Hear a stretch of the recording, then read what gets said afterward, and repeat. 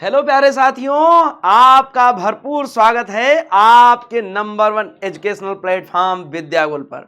जैसा कि आप देख रहे हैं, मैं विशाल विक्रम सिंह आपके सामने उपस्थित हूं इकोनॉमिक्स की ये शानदार जानदार क्लास लेकर के।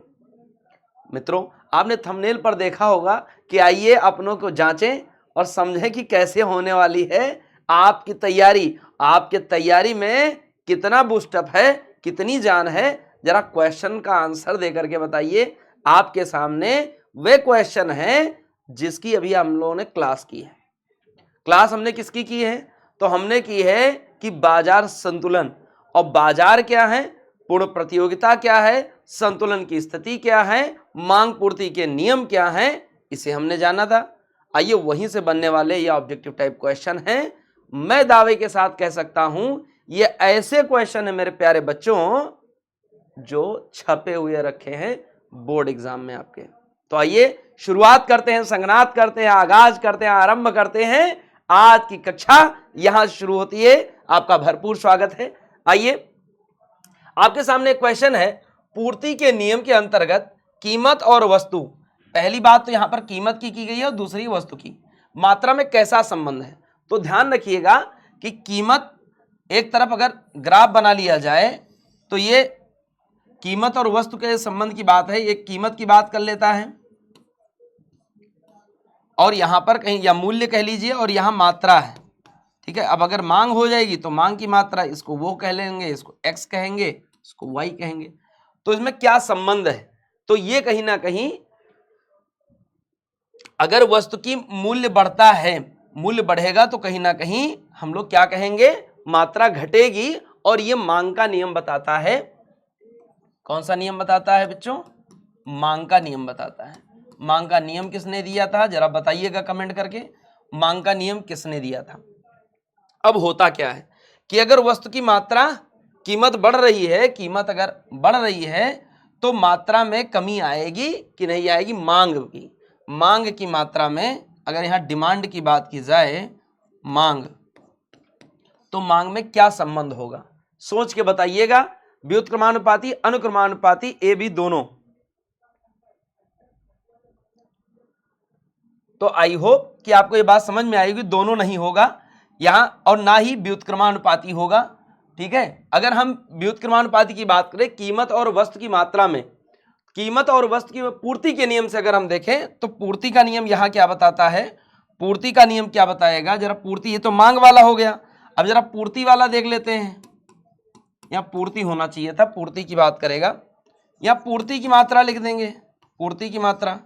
अब जरा बताइए कि पूर्ति की मात्रा कैसी होगी? तो अगर कीमत बढ़ी तो लोग उत्पादन करना शुरू कर देंगे, उत्पादन अर्थात पूर्ति बढ़ जाएगी। क्या हो जाएगी? बढ़ जाएगी। तो यहां जो है, जो संबंध पूर्ति वाले में, मांग में ठीक अपोजिट है, मांग में ठीक अपोजिट है। कीमत बढ़ने से,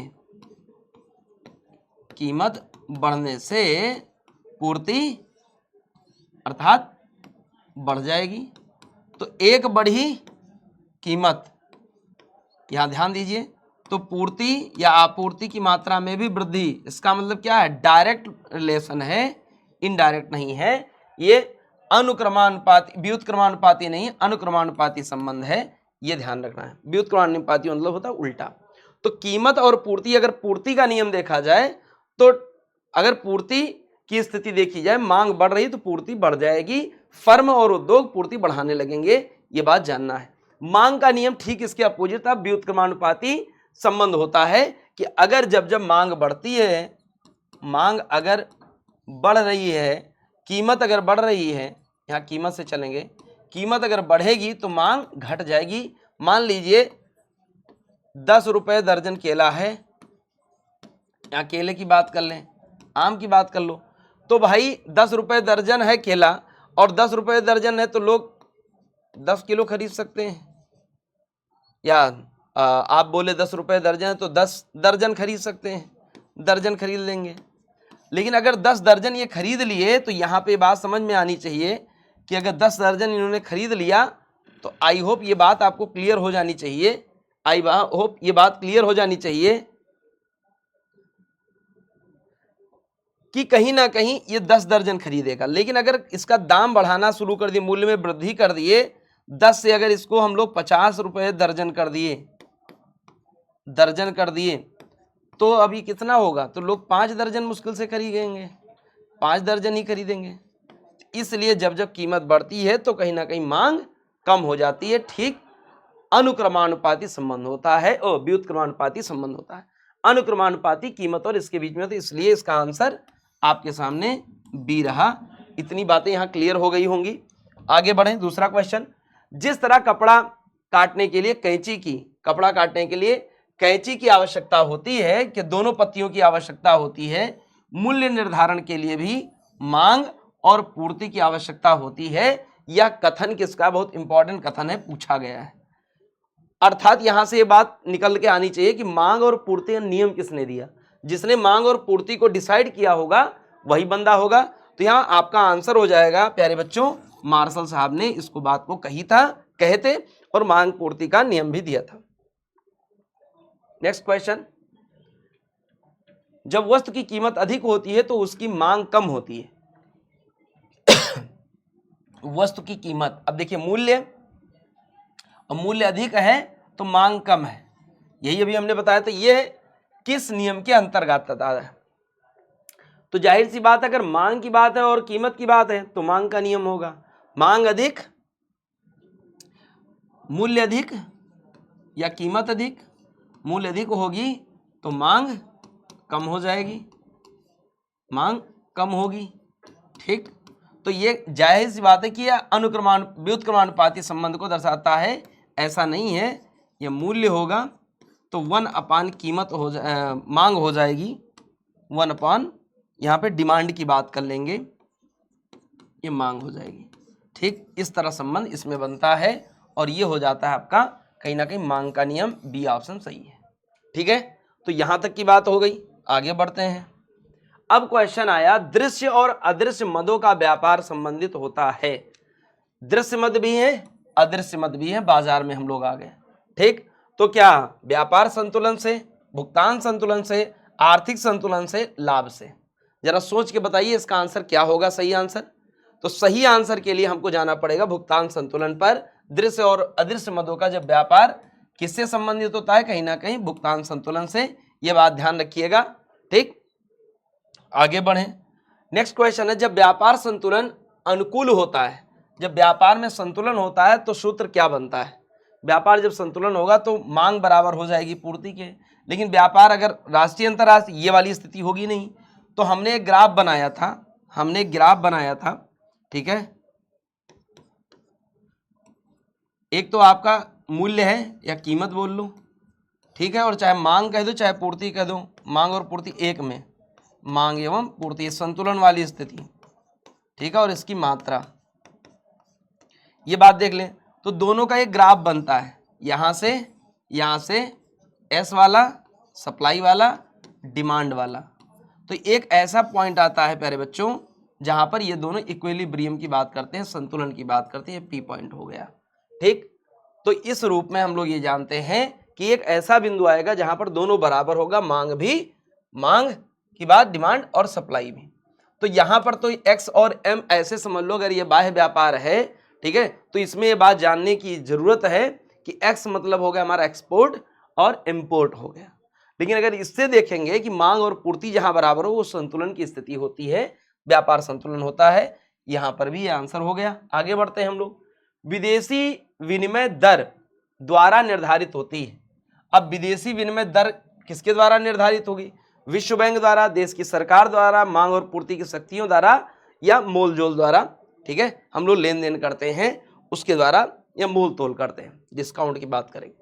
कौन निर्धारित करेगा विदेशी विनिमय दर?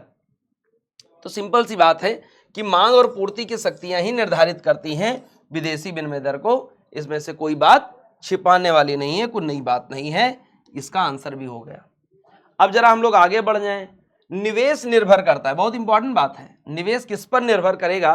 पूंजी की सीमांत कुशलता पर, ब्याज की दर पर, ए और बी दोनों। निवेश किस पर निर्भर करता है?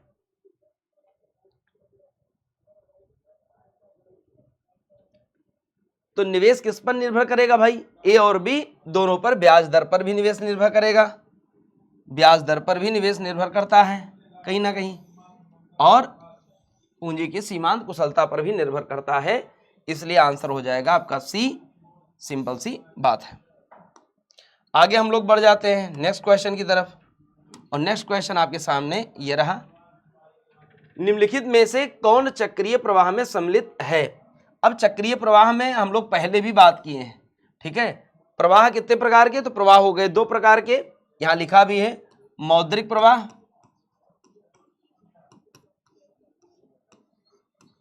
समझ लीजिए इसको भी, और मौद्रिक प्रवाह के बाद वास्तविक प्रवाह, ठीक। ये प्रवाह है, स्टॉक की बात है। अब मौद्रिक प्रवाह में जब किया जाता है की बात की जाती है तो कहीं ना कहीं हम मूल्य का पेमेंट करते हैं। जैसे एक तो पारिवारिक क्षेत्रक है, ठीक। तो पारिवारिक क्षेत्र जब वस्तुओं का इधर जो फर्म है, फर्म से जो ली गई वस्तुएं हैं, मान लीजिए ये वस्तु इसने दिया तो ये वास्तविक प्रवाह हुआ, ठीक है। वस्तु एवं सेवा दिया, वस्तु एवं सेवा का प्रवाह इसने दिया इसको, लेकिन परिवार ने क्या किया?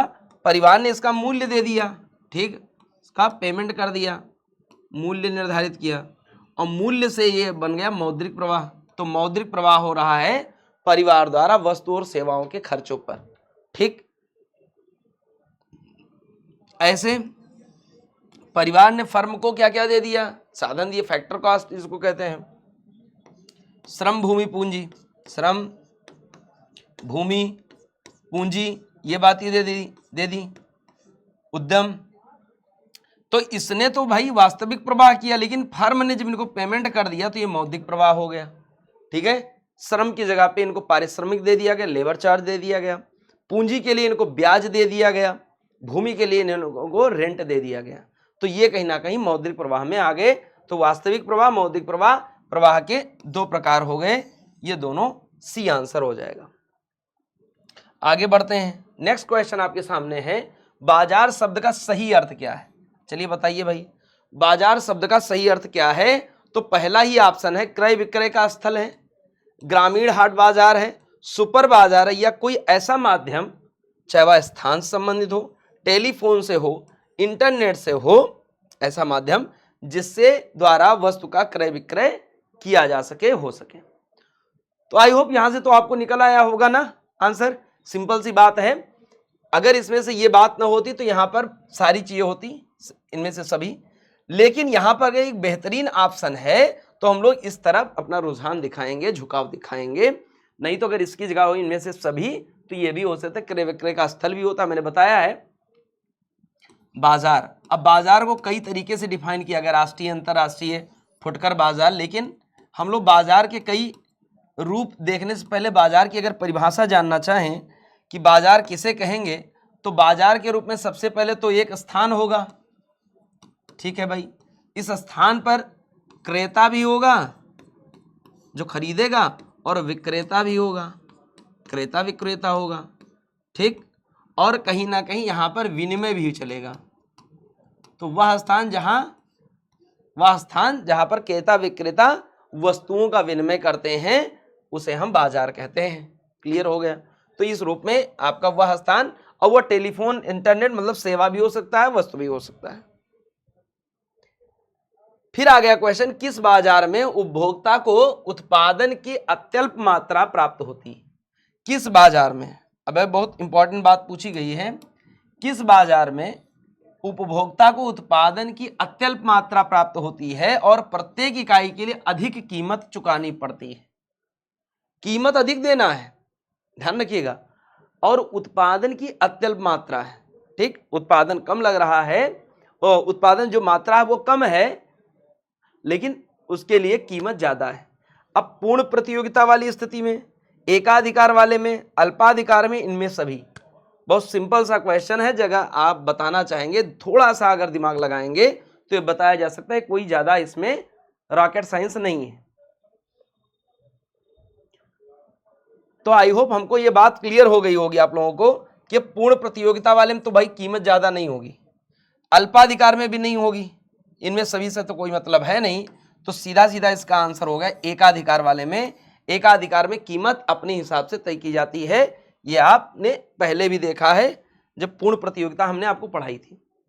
किस बाजार में अनेक विक्रेता तथा अनेक खरीदार होते हैं? लो भाई, सिंपल सा क्वेश्चन, अभी हमने नाम लिया। जब क्रेता और विक्रेता अधिक हों तो उसे हम क्या कहेंगे? एकाधिकार, एकाधिकारात्मक प्रतियोगिता, पूर्ण प्रतियोगिता या अल्पाधिकार। सिंपल सी बात है।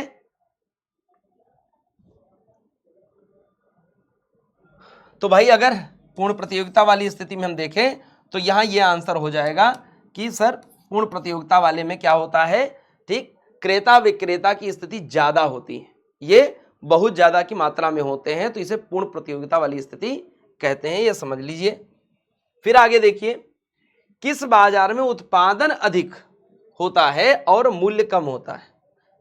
सारे क्वेश्चन वहीं से हैं जो हम लोगों ने पढ़ाए हैं। उत्पादन अधिक हो और मूल्य कम हो, बहुत इंपॉर्टेंट बात है। उत्पादन अधिक, मूल्य कम, एकाधिकार है, अल्पाधिकार है, पूर्ण प्रतियोगिता है, इनमें से सभी।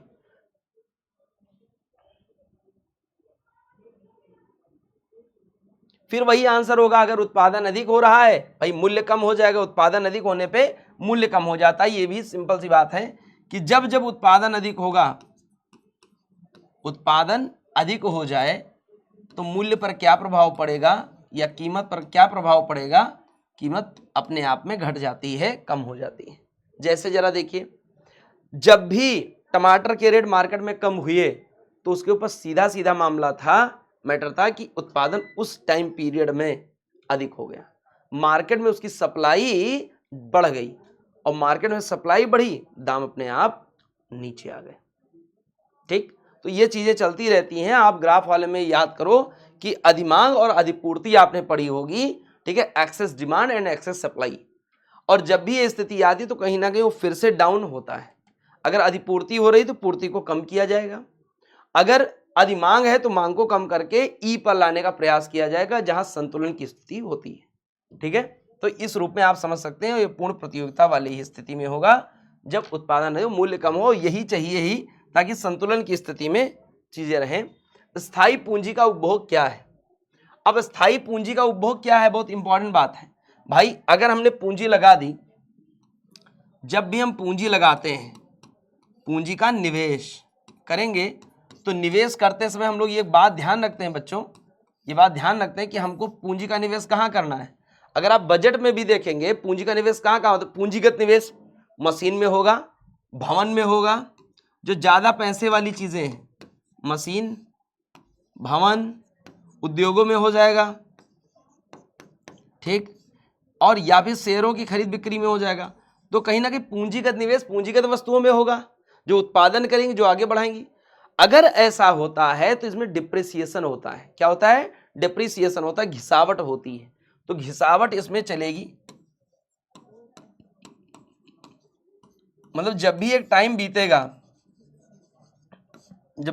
बीतेगा तो उसमें घिसावट बे, ठीक, इसको मूल्यह्रास कहते हैं, वो होगा। तो आई होप स्थायी पूंजी जब निवेश हो जाएगा तो उससे घिसावट होती रहती है, उपभोग का घिसावट होता है, ये ध्यान रखिएगा। उपभोग अगर हम कर रहे हैं तो उसमें घिसावट होगी, वो वस्तु उतने ही रुपए की नहीं होती है।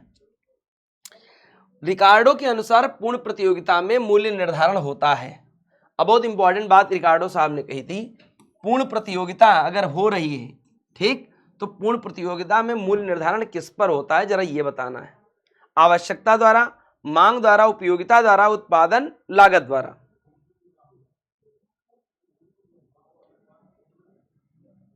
तो यहां आवश्यकता द्वारा नहीं होगा, आवश्यकता से पूर्ण प्रतियोगिता नहीं होती है। मांग द्वारा, सिर्फ मांग द्वारा नहीं होगी, उपयोगिता द्वारा नहीं, इन्होंने बताया था उत्पादन लागत द्वारा।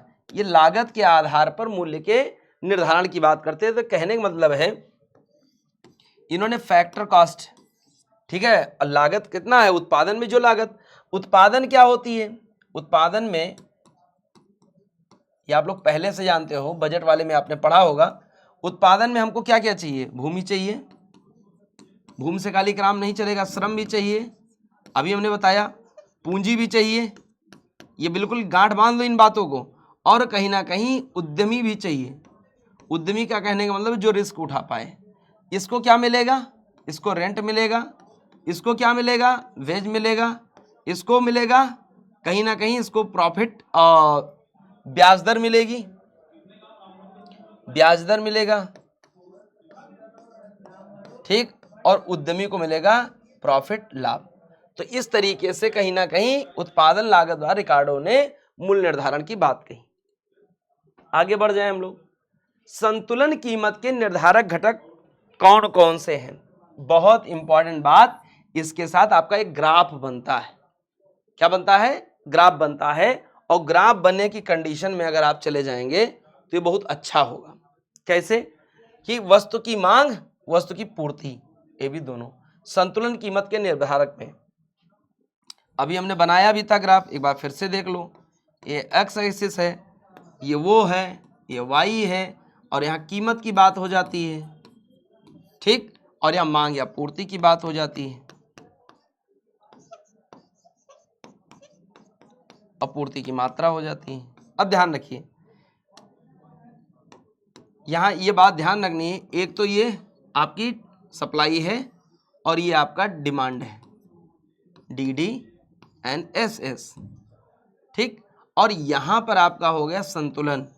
तो आई होप कि यहाँ से आपको ये बात पता चल रही होगी, ये मान लो P है, इक्वल वैल्यू, ठीक, यहाँ से एक बात ये पता चल रही होगी कि कहीं ना कहीं ये चाहे जितना बढ़ जाए कोई, ये अपने वापस अपने टाइम पे आ जाएगा। और अगर अपनी जगह पे ये आ गया, ये चाहे जितना हो जाए, मान लो आपको यहाँ समझा ही देते हैं इस पॉइंट को, कि एक ये बिंदु होगा, इसे हम लोग कहीं ना कहीं जब सप्लाई ज़्यादा होगी तो अधिपूर्ति कह देंगे। ये अधिपूर्ति का वर्ग बहुत बार पूछा गया है। और इसे कहेंगे अधिमांग, कि हाँ डिमांड ज़्यादा है इस पॉइंट पे। ये पॉइंट मान लो इसको हम ए बी कह दें, तो इसको हम एक्स वाई कह सकते हैं, सॉरी इसको हम लोग ओ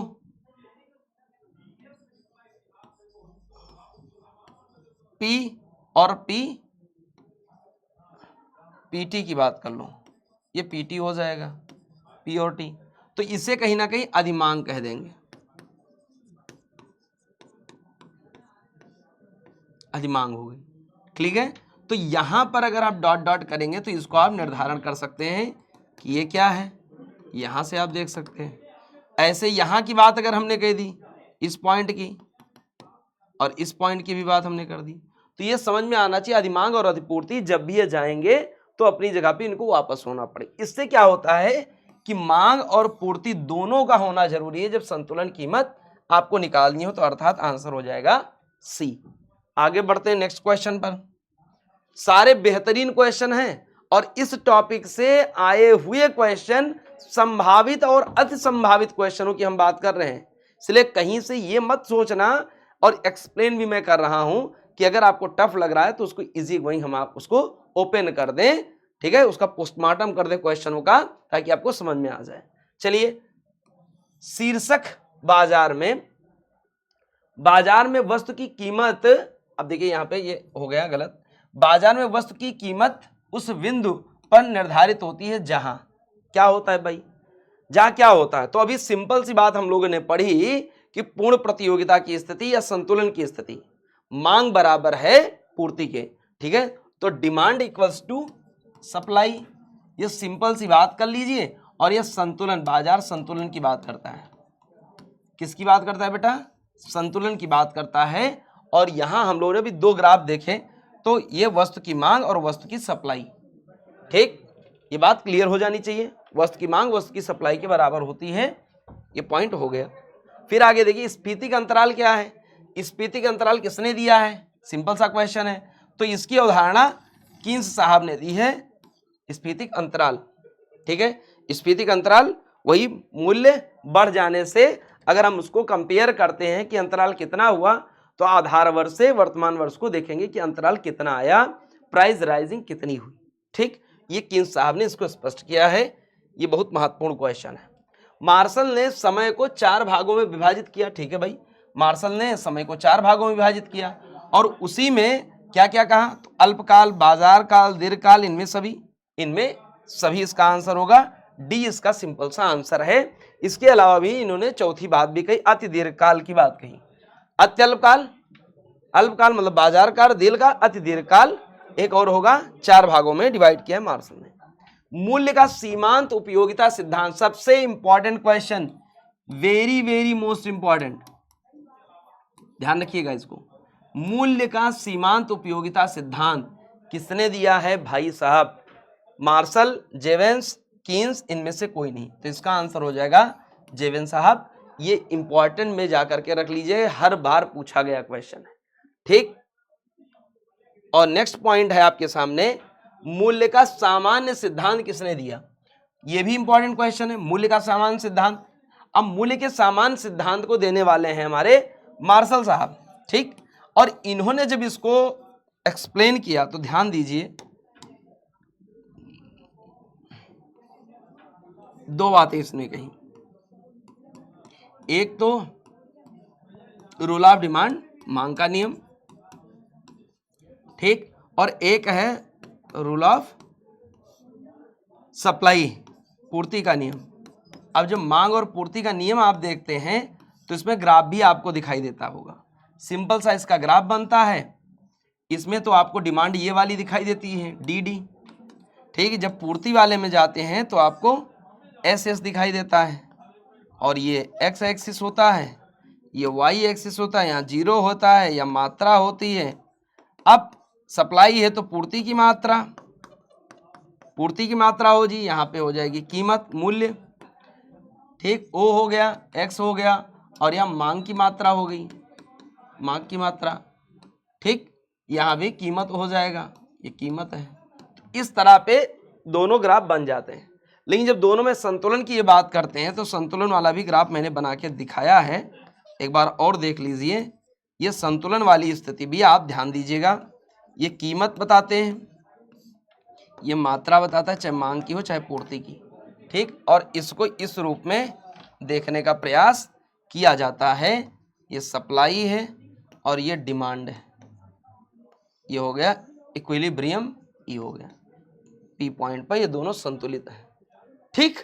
तो ये सिंपल सी बात थी। इतने क्वेश्चन आपके लिए हम लेकर के आए थे, जहां आपके बोर्ड एग्जाम में ये बिल्कुल हुबहू रखा हुआ है। अच्छा, यहां पर हम ज्यादा क्वेश्चन डिस्कस भी नहीं कर सकते, ये बात भी आप जानते हैं। इसलिए हम लोग हजारों हजार क्वेश्चन दिन रात मेहनत करके लगभग 4 से 5 हजार क्वेश्चन बनाए हैं। उसको हमने ऐप पे कर रखा है, ठीक है। अगर आपको लग रहा है कि इंटरेस्ट है, ठीक है, तो आप हमारा ऐप विद्याकुल ऐप डाउनलोड करें और वहां से इन चीज़ों का एक विशाल संग्रह पाएं, ठीक है, जहां आप गोता लगा सकते हैं वैरायटी आप क्वेश्चन के, आए हुए क्वेश्चन जो भी हो। बाकी यहाँ तो YT पे हम लोगों की क्लास आती ही रहती है। बहुत बहुत धन्यवाद, इसे आगे जरूर बढ़ाएं। नमस्कार।